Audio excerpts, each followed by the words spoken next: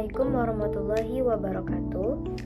Perkenalkan, nama saya Nadia Syahada. Saya dari kelompok 1. Pada video ini, saya akan membahas terkait hasil audit kepatuhan yang telah saya lakukan, di mana isinya meliputi apa itu audit kepatuhan, prosedur audit kepatuhan yang saya gunakan, serta apa saja temuan audit yang telah saya peroleh. Apa itu audit kepatuhan?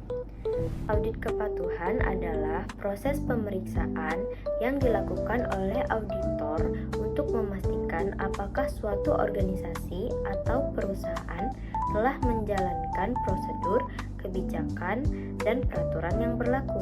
Di mana tujuan utama audit kepatuhan ini untuk menilai sejauh mana aktivitas perusahaan telah dijalankan sesuai dengan ketentuan yang berlaku. Kemudian, hasil dari audit kepatuhan biasanya berupa gambaran tingkat kepatuhan serta temuan apabila terdapat penyimpangan, kelemahan, atau ketidaksesuaian dalam pelaksanaannya. Dalam pembahasan ini, audit kepatuhan saya berfokus pada prosedur pencatatan harga pokok produk selesai dan biaya overhead pabrik berdasarkan tarif pada PT Velonix Motors.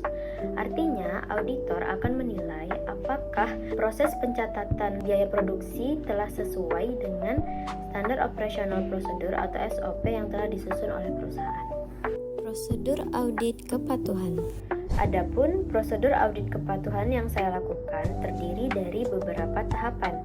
Pertama, auditor menentukan objek audit, yaitu SOP perusahaan terkait pencatatan harga pokok produk selesai dan biaya overhead pabrik berdasarkan tarif.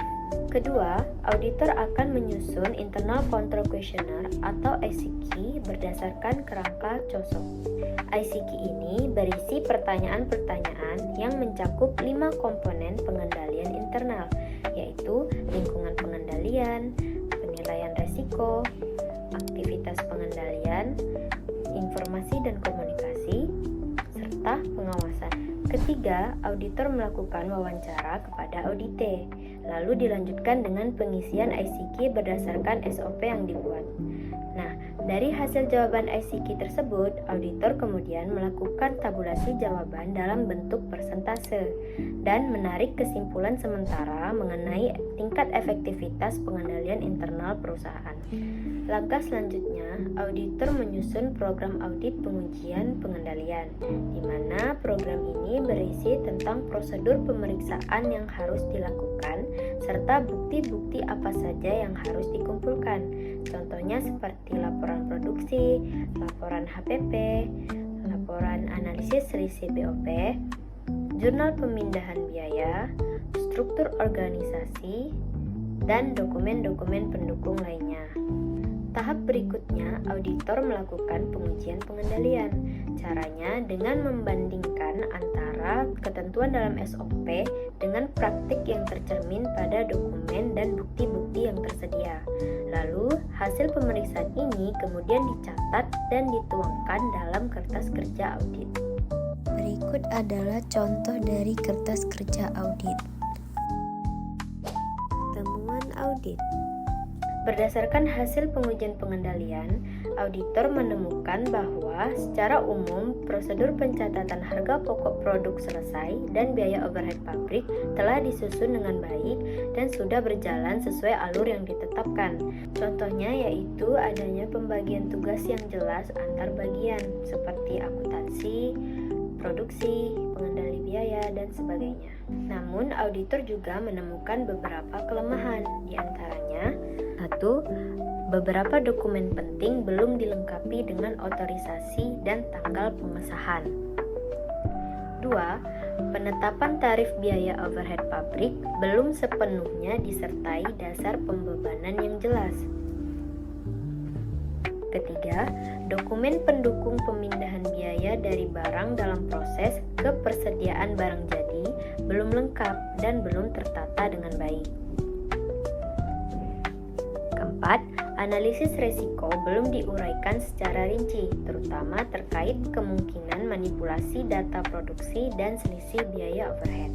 Berdasarkan hasil wawancara, pengisian ICQ dan pengujian pengendalian terkait proses pencatatan harga harga pokok produk selesai dan biaya overhead pabrik pada PT Phoenix Motor. Nah, auditor menarik kesimpulan di mana diperoleh hasil bahwa pengendalian internal pada bagian tersebut telah berjalan sesuai dengan SOP, namun masih belum sepenuhnya dilaksanakan secara konsisten karena masih terdapat beberapa kelemahan pada bagian administratif dan dokumentatifnya. Contohnya seperti masih ada dokumen-dokumen penting yang belum disertai bukti otorisasi dan tanggal pengesahan yang resmi, serta hasil analisis risikonya masih belum terurai dengan jelas. Lalu tarif biaya overhead pabriknya untuk dasar pembebanannya juga masih belum jelas. Terakhir, auditor akan memberikan rekomendasi atas kelemahan-kelemahan yang telah ditemukannya, di mana rekomendasi yang dapat diberikan adalah berupa 1. Melengkapi seluruh dokumen dengan bukti otorisasi dan tanggal pengesahan yang resmi. 2. Menetapkan dasar pembebanan tarif BOP secara jelas dan terdokumentasi. Menata kembali bukti pemindahan biaya dari barang dalam proses ke barang yang sudah jadi agar lengkap. Terakhir, memperjelas analisis risiko, khususnya terkait manipulasi data produksi dan selisih biaya. Sekian dari saya akhiri. Wassalamualaikum warahmatullahi wabarakatuh.